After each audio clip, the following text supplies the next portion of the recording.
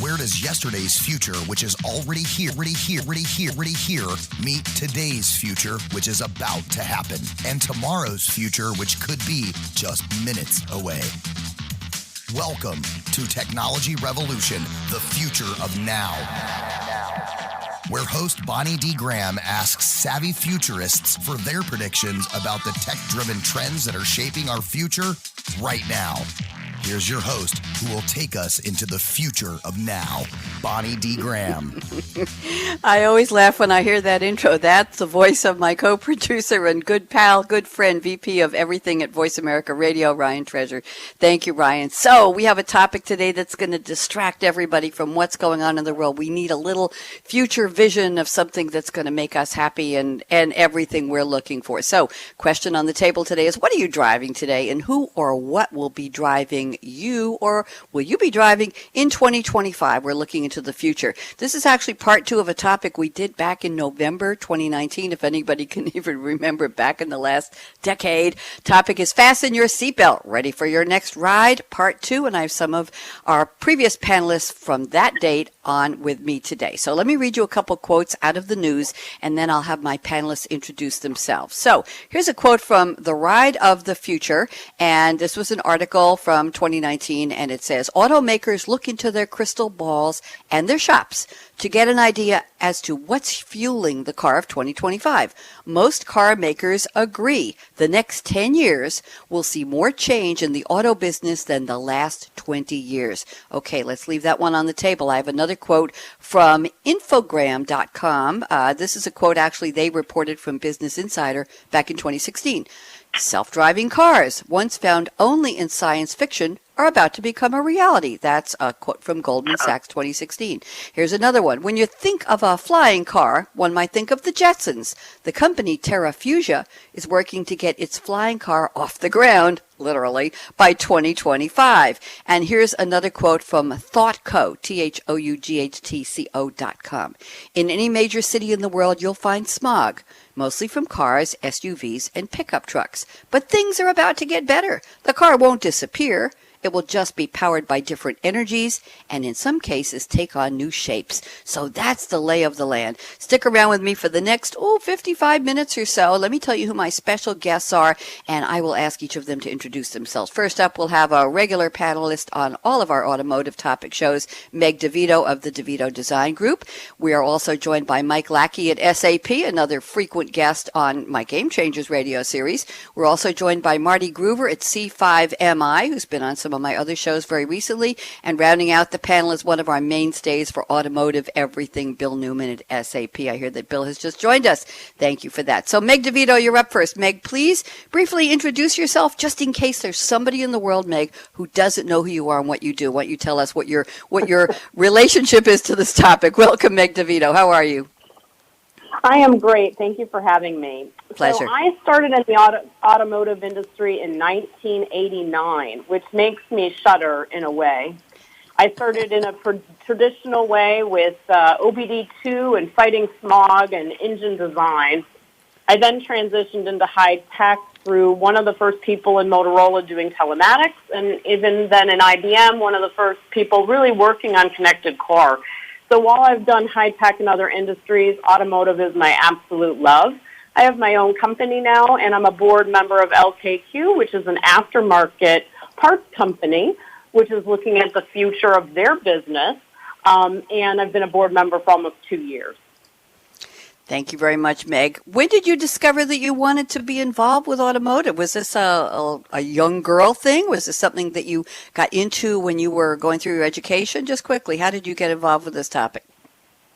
It was a way for me to pay for my education. Engineering was lucrative. Everyone in my family was in medicine. I passed out at the sight of a needle, so not so much for me.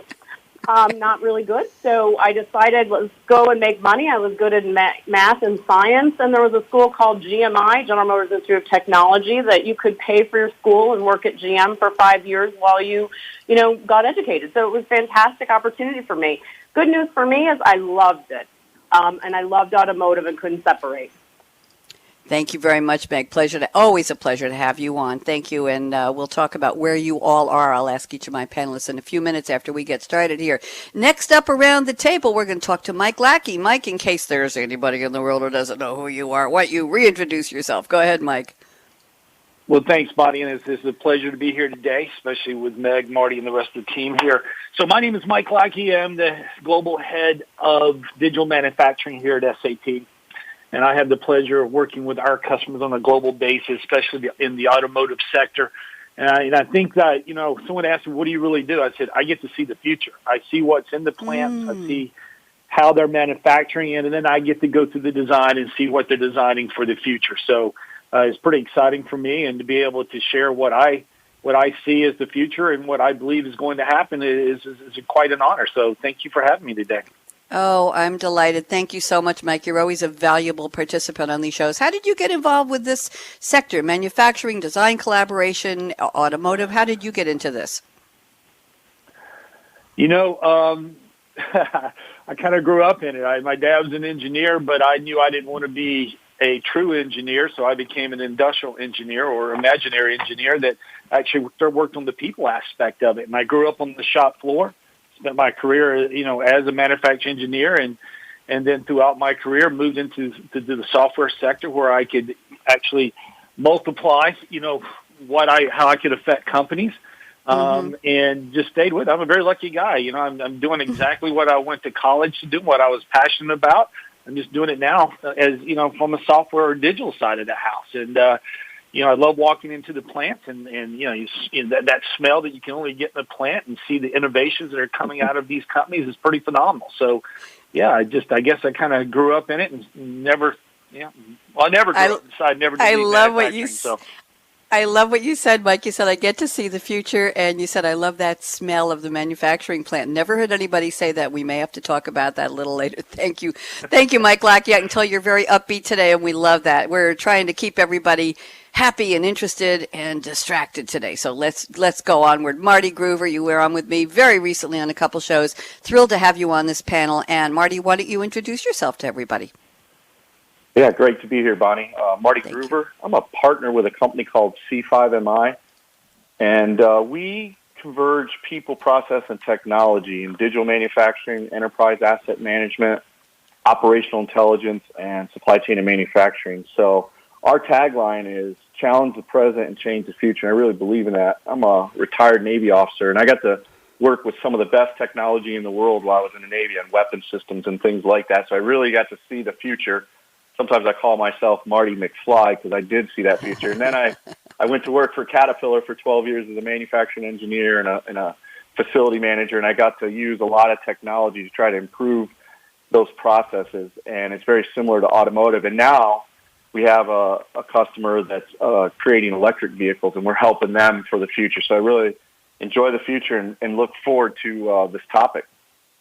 Marty, you sound like you're really enjoying this. You've had quite an interesting career, but I know on our show a couple of days ago, a different show, I think it was one of my SAP Game Changers radio shows, you mentioned a story about what cars are doing, cars with sensors able to help project, predict, and plan. Oh, that was interesting. When a repair is needed and where you should go. We'll talk about that later. Marty, thank you. I'm so happy to have you here today. And we just found out that Bill Newman is with us. Busy guy, and he was a little bit late joining in, but Bill, we're thrilled to have you. Bill Newman, in the remote possibility that somebody doesn't know who you are, why don't you educate us? Welcome, Bill Newman. How are you? I'm great, Bonnie. Hey, and good morning to everybody, and good afternoon. It's a pleasure to be here, and good to be with all the friends on the panel. Bill Newman here, 30-plus years in mostly discrete manufacturing, planes, trains, automobiles. I've been around a number of large consulting companies, systems integrators, former executive at Volkswagen for 5 years. And in my current role at SAP, I am responsible in North America as part of our industry executive advisory team. So, like Mike, we get to see a lot of looks out there in across our region. Get to see and work with very creative and compelling different cases in terms of what customers are doing in the automotive space to create new business models and really commercialize and monetize the future. So it's pretty exciting, and I'm pleased to be with you today. Thank you. Thank you, Bill, very much. Bill, quickly for you, I've asked some of my other panelists this. What got you involved in the automotive industry? Was it a childhood passion? Was it hanging out with people with cars or going to car shows, or you just segued into that somehow? Yeah, so funny story. I'll try to keep it short. I'm originally an airplane guy, so I grew up in Southern California, but it's a great car place, just like Michigan, a lot of other places. And it just so happened that when I was doing my business school thesis, we were studying the automotive industry. So I got to come to Detroit, got to study how people made cars, built cars, designed cars, comparing how people did it in Europe versus North America. And, kind of threw my shoulders up in the air and said, gee, I don't know why I'm doing this. It's interesting, but I guess I'll never build a car because I'm an airplane guy. And then, 25 years later, I met a Michigan girl and moved to Detroit and raised a family and, and stayed. So I guess the rest, as you can say, is history. So it's been good. The automotive industry has been a great place to be in for, pretty much the last 3 decades. So it's been good. I did not know that about you, Bill Newman, after all the times you've been on radio with me. Thank you very much for sharing, everyone. Let's go around the table. This is the part of the show where I ask my guest in advance to send me a quote about the future from a book, a movie, a song, a play, a person famous, not so famous, but not in their own words. And I'm going to ask each of them I'll read the quote and a little bit on the background of the source, and then I'll ask them to explain why they picked that quote for our topic today. And if you're just tuning in, this is Technology Revolution, the future of now. I can't do it as well as Ryan Treasure, the voice of my intro. We are live. My goodness, it is March 18th. It was St. Patrick's Day yesterday, I believe. Yes, it was. I don't know where people were drinking green beer or not, but that's what we always used to say. And I know most of the parades were not held, but there will be a future St. Patrick's Day parade in our future. I know that for sure. So Meg Divitto is up first, and Meg has sent me a quote from Suzanne Collins. Suzanne Collins, very much alive and well, born in 1962. I get to call her a young woman, Meg. Suzanne Collins is an American television writer and author, the author of the New York Times bestselling series, The Underland Chronicles, and here's the one our younger listeners will know, The Hunger Games trilogy. Ooh, here's the quote. Telling a story in the futuristic world gives you the freedom to explore things that bother you in the contemporary world. I love that, Meg. How did you find this quote? It's good. I don't know. It was obscure. I was just searching through more sci-fi kind of things to think out into the future, and I absolutely loved it myself because there are things that being in the automotive industry for almost 3 decades, I guess that is right, just like Bill, that bother you, right? That bother you of why it can't be different. And we see I saw the unrealization of a lot of the promises in telematics that didn't come true that now are really exciting, and the business models are there, but the technology has caught up and the appetite of the people have caught up. A few things that bother me, like the immobility of parts of our society, seniors and disabled people, and the future of self-driving cars, that goes away. Takes that right off the table. Smog, you talked a lot about it. That is a huge problem around the world. We're not taking care of the earth the way we should. We're not being green focused enough. Having electric vehicles kind of takes that off the table. I'm now in a city, I've been in a city for 2 months just to kind of try it out, and the congestion issue is a problem. But, when you're in a city with lots of public transportation, or if the vehicle all of a sudden becomes an asset and not something you have to have in your garage, then all of a sudden you have freedom instead of being handcuffed. So the quote kind of fit with a lot of things I've been thinking about. Thank you very much. I love it. It's an acknowledgement of who we are, even if we're not in a crisis mode, Meg. I love the quote. I'm going to use that in some of my quote examples going forward. Thank you for introducing me to that. Mike Lackey is next. And Mike, let's see what you sent me for a quote. Oh, this is from Carroll Shelby. Anybody who saw the movie Ford versus Ferrari is very much aware of the story of Carroll Shelby. He spells his first name Carroll.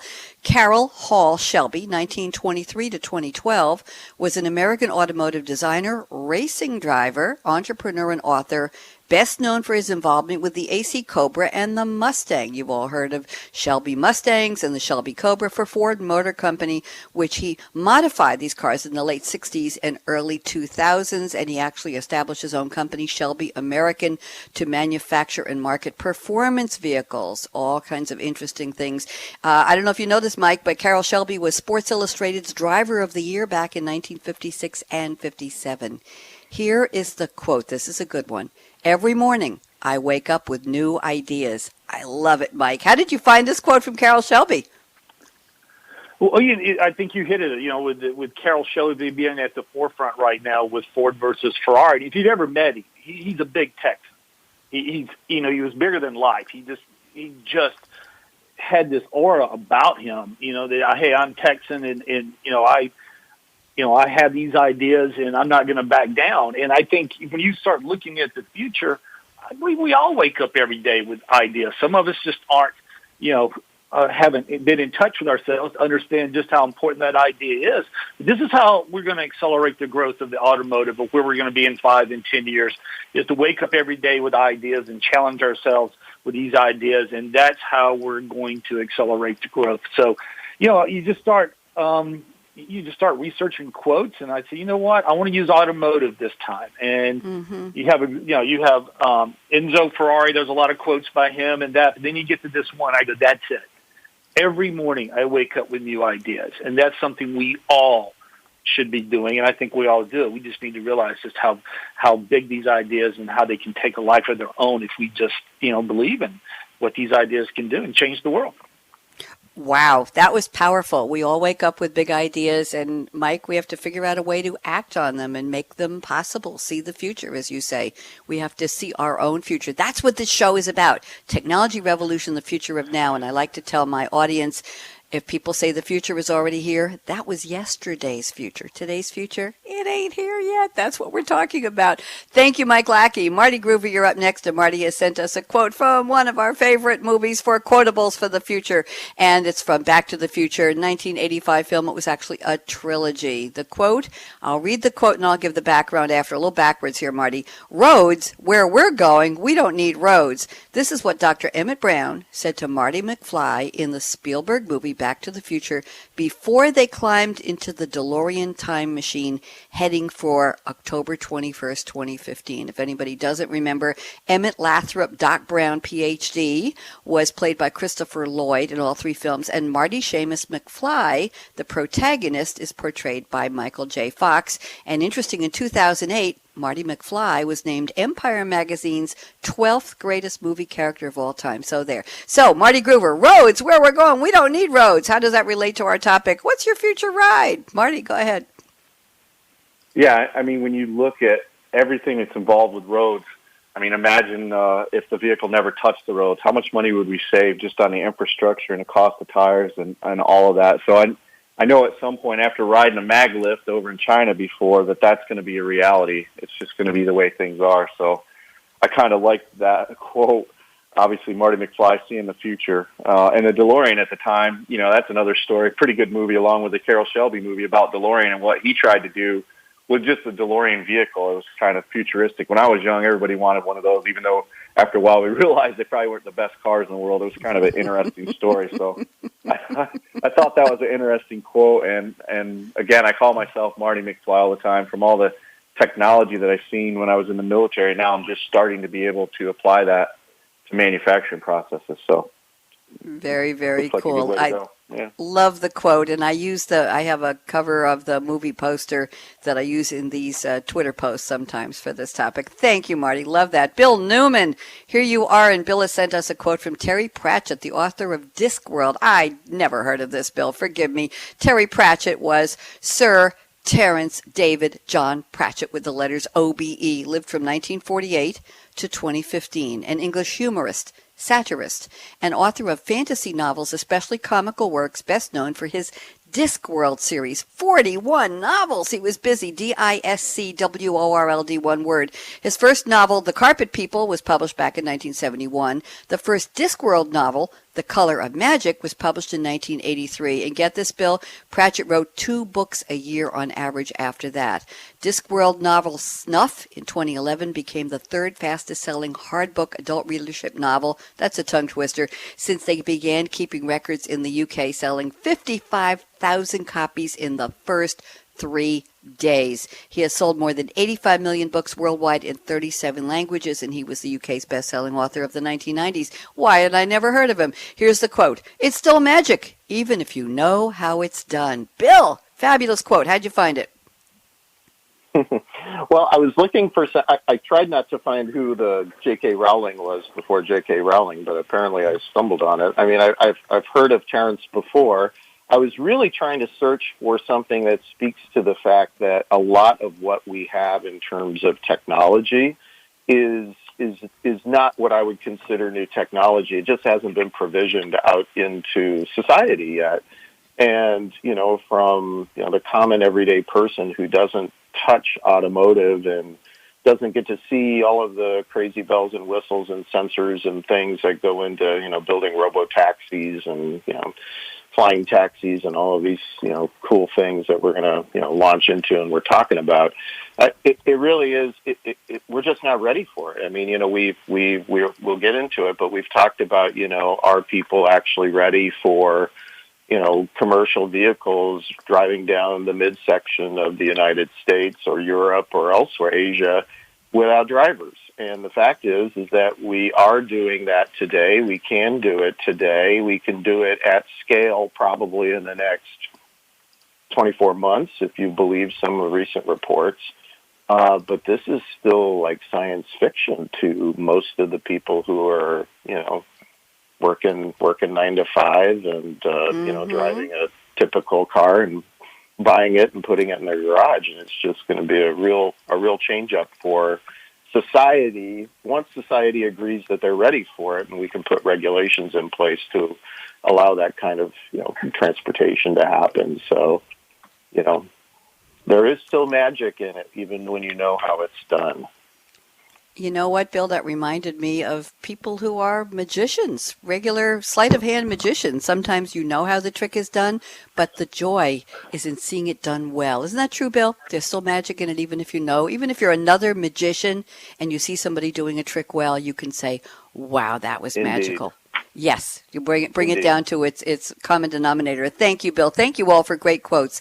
We're not going to take a break because we don't want to do that and spoil this wonderful momentum. If you're just tuning in, this is Technology Revolution, the Future of Now, episode number 36. We started this back in June of 2019 and amassed a global audience of about 50,000 a month very, very quickly. So if you're listening from somewhere in the world, we're in the United States, all of us on the panel today. I hope you're safe, I hope you're well, and I hope you're enjoying this little bit of distraction. Our topic today is Fasten Your Seatbelt. Ready for your next ride? Part 2. My very special guests are Meg Divitto. She spells her last name Divitto. If you want to look her up, Divitto Design Group. Mike Lackey at SAP. Marty Groover at C5MI. And Bill Newman at SAP. And I'm still Bonnie D. Graham, a.k.a. Want to find me on Twitter, a.k.a. Radio Red. My Twitter handle is Radio Red 777. There you go. All these numbers floating around. Meg, you're up first. Let me start with your prediction number 1. I'm going to read one prediction from each panelist going around the table. Let's keep the explanations to about 2 minutes and see how many we can cover because we have lots of time. So Meg told me the following. She says the automotive industry will no longer exist. The car will become a machine of the blurred lines of the transportation industry. I'm going to stop there. Meg, please tell us what this prediction is all about. I just feel like we're seeing it. More people are moving to cities and wanting to move to cities from rural areas. This generation, not such a fan of owning a car. It really isn't necessarily a symbol of freedom. It's a symbol of entrapment. They find it expensive and cumbersome. And so I feel that it's really going to be about transportation, and the transportation industry will end up swallowing the automotive industry. I know this seems like blasphemy, especially from someone who started in the automotive industry and loves it so much, but at the same time, I feel it is going to be about moving people as human cargo, getting them from one place to the other, the mobility of it, and the ease in which they can do it. I do feel the car will become a machine, and we've seen it today. I mean, look at ride sharing, ride hailing, and I know this is something that even 5 years ago we might not have done. Like, everyone on this panel might not have done it. Maybe because we're futurists. Okay, I'll give us that. But maybe not as readily. Now, absolutely everyone is using those types of service. Again, then the car becomes an asset, a machine, not something that I'm so in love with like when I was 16 and got my first car. Thank you very much. I think a lot of us got our first cars when we were 16, and mine was, I guess I got to drive my mom's car from time to time. Thank you very much, Meg. Mike Lackey, I'm looking at your prediction number 2 because I love it so much, and I'm going to read it. It's brief but colorful, and that's paraphrasing part of what you say, and ask you to explain it. This is interesting. You say, if Picasso lived in the future, his canvas would be a battery, colors would be his imagination, and the automobile his masterpiece. Oh, Mike, please tell us more. You mean, well, Bonnie, it's unlimited what a car can look like in the future. If you think about a mechanical car today, it has over 1,000 parts in it. Electric car has around 200. So you're not contained by the shapes or the aerodynamics that we were looking for to get out that extra miles per gallon. And it really hit me. I was very fortunate. Last weekend, I was at the Concours d'Elegance, one of the biggest car shows in America, down in Amelia Island, Florida. And I saw a 1958 Ferrari California Spider. Whoa. And it was one of the most beautiful cars I had ever seen. It was just the beauty of it, the lines, everything about it. Just, really wasn't an automobile. It was a piece of art. And as we move into the future, I mean, if you're, in the city and you're going from A to B, do you really care if it looks like an egg? So I just believe that in the future, the creativeness that our designers are going to have and the materials that they can use, that you're going to see more cars become artwork than just a mode of transportation. So that's what I really focused on here, was just thinking about that 1958 Ferrari and how beautiful it was, and go, wow, we're not held to an engine. You have the battery compartment. Why do batteries have to be square? I've seen the future of batteries, and they can be in any design any way you want. They won't be square or rectangular. And so why does the car have to be square or rectangular? I think the lines are going to become much more beautiful, and I think you're going to see more art in the automobile sector than you're going to see a mode of transportation. I love that. Nobody has said that, Mike, in all of our shows about the future. Nobody has said that. Fascinating. Thank you very much. Marty Groover, I'm looking at your predictions, and here's an interesting one. Number 2, I'm just going to mix up whatever attracts my eye as I run through all of your predictions. That's a message to my panelists, Marty says. Self-healing vehicles. Marty, I think this is your case study story. Why don't you share it with us? Yeah, I think when you look at vehicles going forward, they're going to have technology in them that will prevent them from breaking, but also self-heal when they have problems. I'll share a story I shared last week I think is very interesting. It's heading that way already. I have a BMW X5, and I was driving up the interstate, and all of a sudden the vehicle started slowing down to 45 miles an hour and trying to figure out what's going on. Of course, one of the lights come on, and then all of a sudden a voice comes over the speaker system inside the vehicle and said, Mr. Groover, we just noticed that you had an incident with a frequency problem with your water pump, and your car is going to slow down to 45 miles an hour. Turn it back off, turn it back on. It should drive again for a while until that happens again. It should be able to make it to the dealership that's 65 miles up the road. We'll have a water pump for you. If you don't, call us back and we'll get a tow truck. And I was absolutely amazed, because when you look at a self-healing car, it prevented itself from damaging it when it got a sensor. Someone had to do a failure mode on that to understand it, and then they built that sensor system in it to do prescriptive action. So I found that amazing, and then somebody was right there to help me. That's why I like a good BMW vehicle.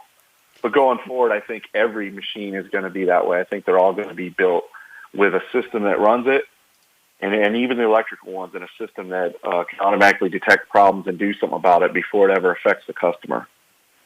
Thank you very much. Fascinating. I was going to ask you if this is coming to vehicles that I won't say mere mortals, but the rest of us, but not everybody drives a BMW X5, and if that's going to be something in the future. Marty, we've been hearing about this for at least the past couple of years, that a car will notify you with something on your dashboard, some messaging, the dry belt is about to fly off, and Bob's service station at 3.2 miles over on the right next to the McDonald's is waiting for you, and they've got the belt, and you'll be in and out in 13.4 minutes, and have your credit card ready. Oh, we already charged your credit card for $2,973.42, and it's just going to be a way of life. Thank you for the case study, Marty. Really appreciate that. Bill Newman, I'm looking at your predictions here. It's hard to pick one. I think I'm going to go with the second one. This is interesting. You say brands are making their claim into autonomous transportation. As an example, Bill says Amazon has contracted platform maker Rivian for 100,000 battery electric vehicles for their new delivery fleet, and Nikola, Nikola Motors, are being contracted by Anheuser-Busch for their commercial class and hydrogen fuel cell powered truck fleet. Bill, talk to me about brands and their involvement. This is very interesting. Go ahead, Bill Newman. Yeah, it really is. We've done some work with platform maker Rivian, and, when we look at the auto ecosystem, we're really focused on a couple of different roles, and not just everybody building high volume vehicles, but even lower volume platforms or skateboards, as we like to call them, and then maybe they can lease and repurpose them to for use and sell. And Rivian is this little company that had some really bright people, and still do, working for it, and then all of a sudden got a tremendous influx of investment capital. So not just Jeff Bezos showing up and writing a check for $750 million initially in a first round, but then Bill Ford and Cox Automotive jumped in. So Amazon made a pretty significant order and backlog for six figures for the new Amazon Prime fleet. And so that in and of itself was amazing, because you basically have just, created a multi-billion-dollar corporation, overnight that, had a good idea and was in startup mode literally months before. What was amazing was to see how Amazon was branding it at CES, the Consumer Electronics Show in January in Vegas. And for the first time, and they had a prototype of what the new Amazon Prime vehicle was going to look like, sharp, not too unlike what it is today, but sleeker lines, battery electric platform, right? So it's, more simple and more efficient, obviously, and more environmentally compatible. But to actually see Amazon carry their own brand that said Amazon vehicles was pretty amazing. So, they were basically laying claim to themselves in a very subtle but distinct form of way that they were in the vehicle game through their work, at least that we know of now, their work with Rivian to build out their new Prime fleet. Likewise, if you're a multi-billion-dollar corporation and you've got, a huge transportation fleet at the ready, and you want to make a bold statement and you want to go into things like, battery electric vehicles or hydrogen fuel cell powered vehicles, maybe it just makes sense to go deep and partner and venture with a company to actually brand label your own fleet. And so that's what you're seeing with Anheuser-Busch. That's what you're seeing with Amazon.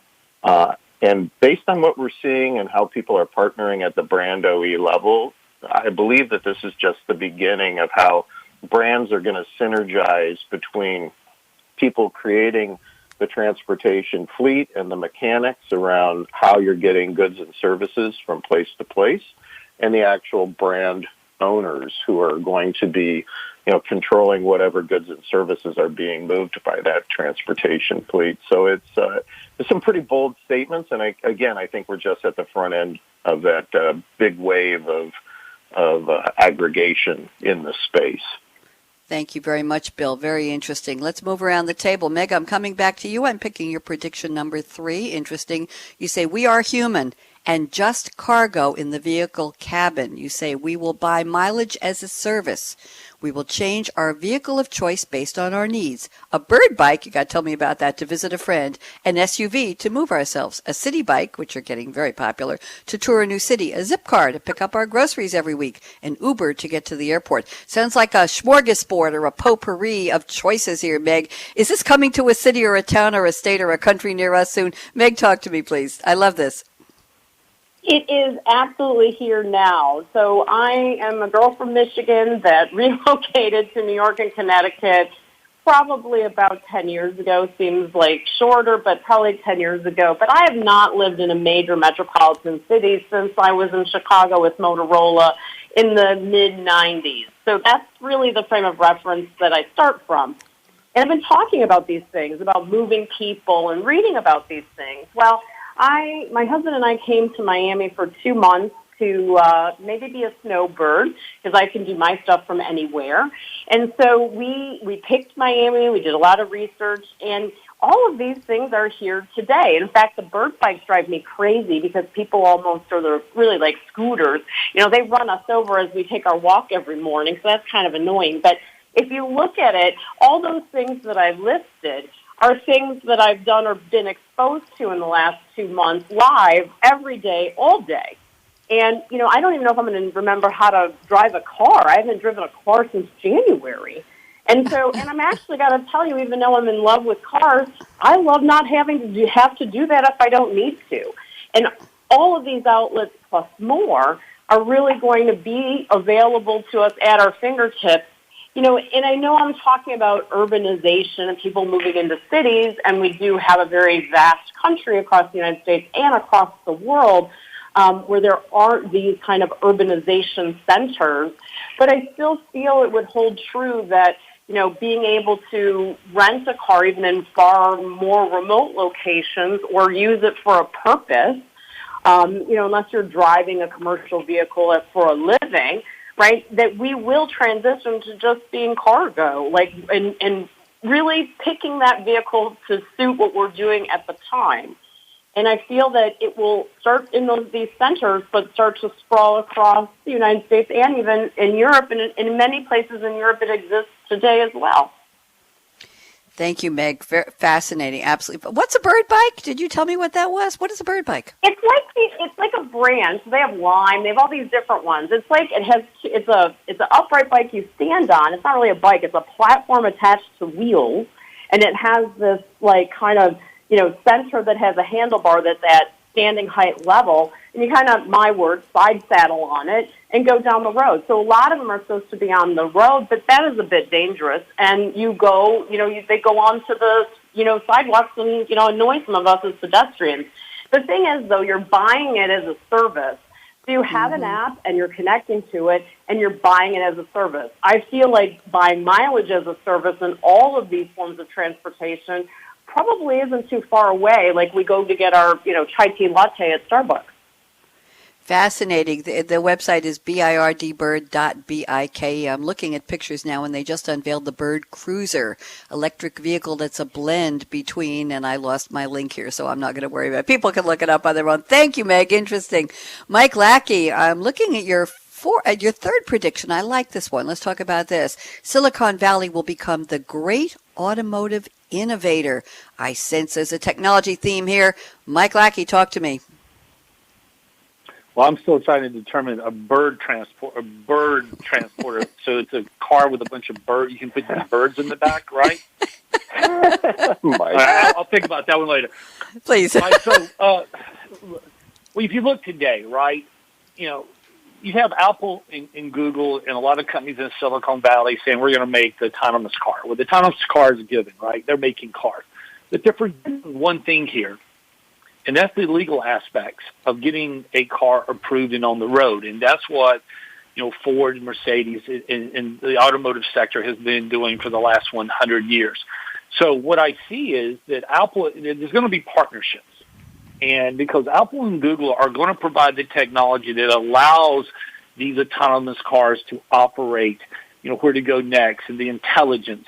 But the car itself and the production, you know, I think that stays with you know, the automotive sector we have today. So I think you're going to see a lot of great partnerships, and Apple and Google are going to become the great innovator or the accelerator to make this technology available and to drive it faster than we've seen before. I mean, think how quick your mobile device, your cell phone, became more than a cell phone. One day you buy it, simple thing to make phone calls. Next thing you're doing is phone calls and you're doing emails. And now you're basically, your smartphone is a mini computer that you can access data anywhere in the world. And that's why I see this merging coming together, that the Silicon Valley and these great technology companies are going to really drive the reality of what the future of automotive is going to look like with their technology married together with the classic car manufacturers of today. Very exciting. Thank you very much. Marty Groover, you're next. I'm looking at number 3. I don't think we've covered this yet. You predict mass transit use with magnetic force with no pathway necessary. We mean subways with no tracks? What are we talking about here, Marty Groover? Go ahead. Yeah, absolutely. I mean, after, again, riding that mag lift, there's no reason, with the technology that we're going to have in the future, that you would need a road anymore or path. That's the biggest drawback in this country to mass transportation. But imagine if you could just ride on any surface. It would make the mass transit a whole different, situation. And I think when you look at the cost of the infrastructure, that really make the use of that kind of technology appealing to people. I think especially after experiences going through the Atlanta airport every week like I do, I would love to have some sort of mass transit that I could just sit and ride in a very fast train and it could go exactly where I need it to go. Wouldn't that be lovely? I still enjoy, not recently because I moved from Long Island, New York to Durham, North Carolina about 2.5 years ago. I used to really enjoy taking Amtrak. Marty, I love the red velvet seats and the comfort level, and there was a plug-in on the side for your mobile devices right there underneath the window at every seat, and there was a comfort level and a quiet and a sense of elegance. They probably still have those, but I'm not in that area anymore. I used to go from New York to Philadelphia to visit my daughter when she was in med school, or she was an intern rather, and I really enjoyed those trips, enjoyed them a lot. So mass transit, yes. Will mass transit become more and more popular and needed? Marty, just a quick commentary against what Meg said about we will be able to choose vehicles for each of our needs, each of our lifestyles, our immediate needs, whether we're going to visit a friend, going to tour a city, whether going to the grocery store. You think there'll be more use of mass transit, that the masses will want more mass transit like this, Marty? I believe so, especially when the speeds are able to get up there where your wait times and getting to where you want to go happens so much faster. You're gonna pick that transportation piece over a car because it's convenient. Thank you very much. By the way, I'm going to give a heads up to my panelists at the end. I'm going to ask you if you have anything in your garage that has a motor in it or wheels and what you predict you will be using for your main transportation by 2025, but not yet. Bill Newman, I'm up to your prediction. I'm looking at number 1. I like this one. You say self-activating machines, and Bill includes robo-taxis. We'll talk about those. Autonomous trucks, lights-out manufacturing are here now and will grow rapidly given the impact of worker bio-limits in the next 2 to 3 years. And this was from a CBS News story, Bill said, on March 15th, 2020. Bill, self-activating machines, what are robo-taxis? What are we talking about here? What's your prediction? Yeah, so it was really striking because, I don't think 60 Minutes last Sunday, meant to really double-click on this. But the fact is that, when you need transportation and maybe public transportation isn't either convenient or it's not advisable. Being able to have robotaxis come pick you up, drop you off, in a safe, predictable, scheduled manner, so that in current times you can practice some social distancing. So who knows what our cultural norms will be as we move forward? But it gets very, very interesting to consider that we have the technology that we need in order to do lights-out manufacturing, which Mike sees all the time, day in and day out, and where people are heading with that, but also, robotic process automation for some of the back-office processes, and even how we get from point A to point B. So how we take what we are able to do now, and coming back to my quote, the magic that appears to be in it, and how we shape that into what our cultural norms and where society is going. I think there's a real opportunity to do that. We're we're having an inflection moment so that we can really kind of come out of this, this moment and do things differently in big scale. And I think that that's really an opportunity there. And technology is not going to be the limitation. It's going to be whatever we are as humans comfortable doing or not doing together in the future. And we do have the technology available now to do a lot more things without a lot of human proximity if we want to. The question is, will we want to? Yes. Or will we not be given the choice? Not going there. Thank you, Bill. Meg Divitto, I'm coming around the table to you again. Here's an interesting prediction number 2 for those people who still have cars or want to have cars. Some of us do. You say the dealership and service center will be a memory of the past. These functions will be automated at co-located distribution centers where the vehicle is maintained as a machine, maximizing uptimes as part of massive fleets. Meg, tell us more. This is very interesting. Please. So in my work as a board member of LKQ, they really, while they're an aftermarket company, what I've learned, I knew of them and was very happy to join the board, but being on the board, what I've learned is they're not so much, number one, an aftermarket parts company. They're really, number one, a distribution company of parts, and then the parts come secondary. And what makes them stronger is their distribution. So I've been in and out of a lot of their areas, and I've been really thinking about the massive amounts of space they have. And they're co-located in the Europe and in the United States, right next to other big distribution centers like Amazon and the like. And they have their lights out in parts of them, just to pick these parts. So if you take the whole idea of mobility, and that really transportation is going to be about fleets moving people, or the mobility of the person, them choosing what vehicle of choice they have. And when they decide to get into a vehicle, probably electric, probably self-driving in the future, when they get into that vehicle, it is a fleet.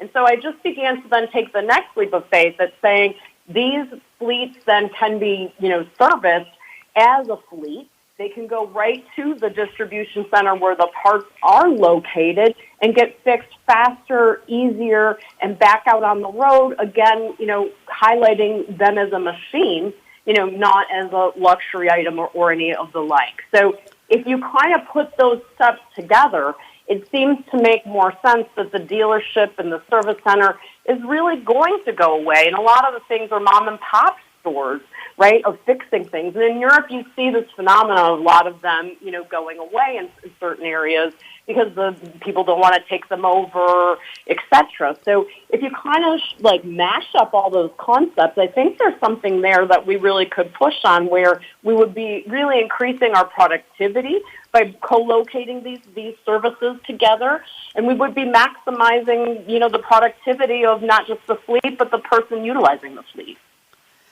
Thank you very much. Very, very interesting, Meg. Appreciate that. Let's see, Mike Lackey, whether we have anything. Oh, Mike Lackey, prediction number 4. Finally, George Jetson, a sustainable car for the circular economy. I don't think we've talked about this yet. Mike, what do you see? What's your future vision for this? Well, we talk a lot about how electric cars and hydrogen cars are going to affect, reduce the carbon footprint and things, but we're also the materials that are going to go in cars are going to be, made of materials that can be recyclable. And I think that's a big part of how we protect our environment here in the future. One thing is we may want the autonomous car, and I agree with Meg and what Bill said and Marty McFly, that, you're going to have the autonomous car, but you know what? I want the car that's going to pick me up. I want yellow leather seats, and I want this, or I want yellow seats. Not leather, something that's more recyclable, and that car is going to be configured just for me. So as the cars get more modular, the life size of the lifespan of the body may not change, but the inside can be reconfigured the way we want it to be. And I think the materials you're going to see are going to have a much more focus on the future of our environment and sustainability.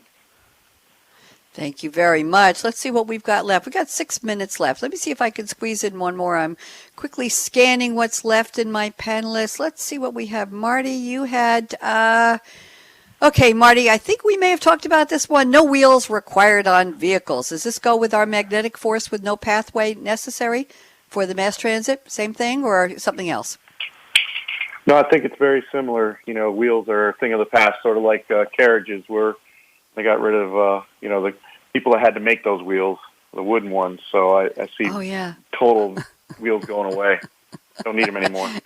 Let me go with one more. You had your inter-vehicle collaboration and integration with protective shields. What is that briefly, Marty? And everybody get ready for your final question coming around. Marty, what you saying here? I think when you're interstate going, every vehicle is going to talk to each other and keep each other safe, and you're going to be able to get places faster because the vehicles will all maintain, and they're starting to do that now with adaptive cruise control and stuff, but I think they'll all be communicating, and it will be one big Borg on the interstate, which will be nice because then you can all flow together instead of having people that are texting and slowing down and speeding up. Wouldn't that be nice? I've always been convinced, Marty, that I come from New York, and the Long Island Expressway, known fondly as the world's largest parking lot because of hours and hours. I've always convinced, this is a terrible thing to say, that there was one quote-unquote little old man or one little old lady sitting at the head of the pack, driving at about 25, and nobody could get around them or was afraid to, or something, or they were having an argument with somebody in the car, and they just wouldn't drive fast enough, and the mileage was backed up, traffic was backed up for 100 miles, and somebody was saying, "Get Bob off the parkway, for God's sake." Anyway, I always wanted, even though I don't like flying, I always wanted to get in a helicopter and fly over the traffic on a Friday afternoon. I know they're all going to the Hamptons, I know, but over Friday afternoon and see where the actual block was, who was stopping traffic, who was the slowpoke. I thought that would have been a riot to take a look at the one car that was holding everybody up, but dream on. I left New York, and that's never going to happen. Meg Divitto, what will be in your garage, if anything, by 2025? Everybody else get ready. We got 3.5 minutes. Meg, what's going to be in your, you said you haven't driven a car since January. Will there be a car in your garage or driveway soon? There always will be room for our 1966 Caddy convertible DeVille.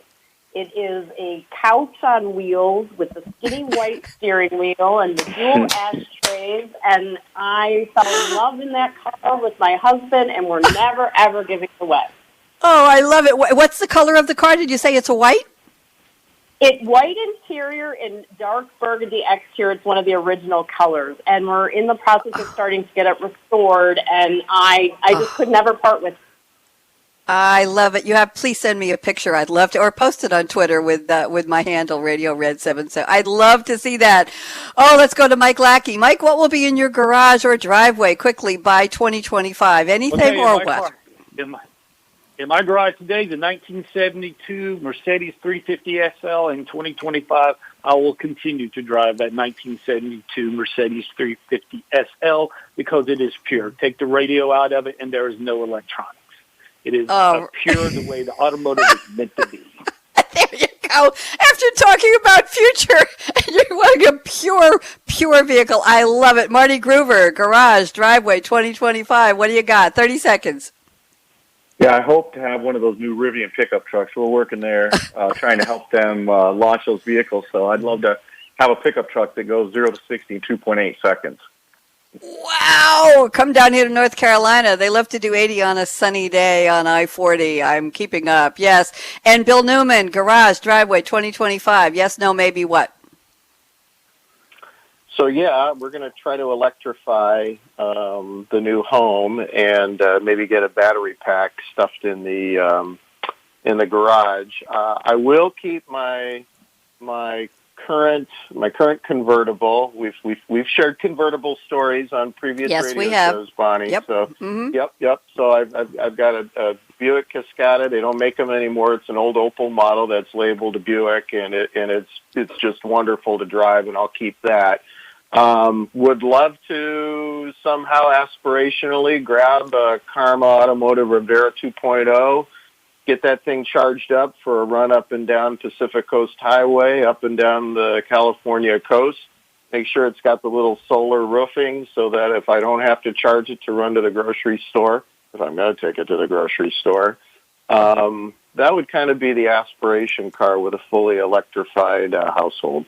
Thank you, Bill. And everybody probably knows by now I'm on my 5th Z. Used to be Datsun, now it's Nissan. I'm now driving a beautiful pearl white. It sparkles in the sunshine. Red rag top convertible with red leather seats, 370Z.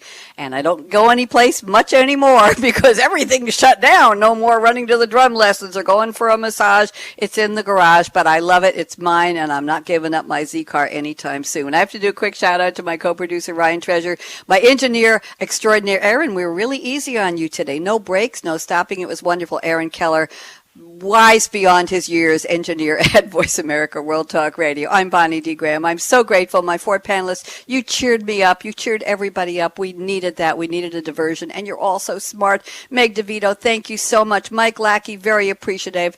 Marty Groover, always a pleasure. And Bill Newman, what would we do about automotive without you on the show? So to my listeners, thank you for tuning in to Technology Revolution, the future of now. Remember, the future of now didn't happen yet. I know we're all challenged right now, but let's make it a great one, and you are part of it. Bonnie D. Graham, drumming off. Rat-a-tat. Have a great day. Bye-bye. Thank you for joining us for Technology Revolution, the future of now. Mark your calendar to join host Bonnie D. Graham every Wednesday at 8 a.m. Pacific Time, 11 a.m. Eastern on the Voice America Business Channel to hear how technology is impacting your future now.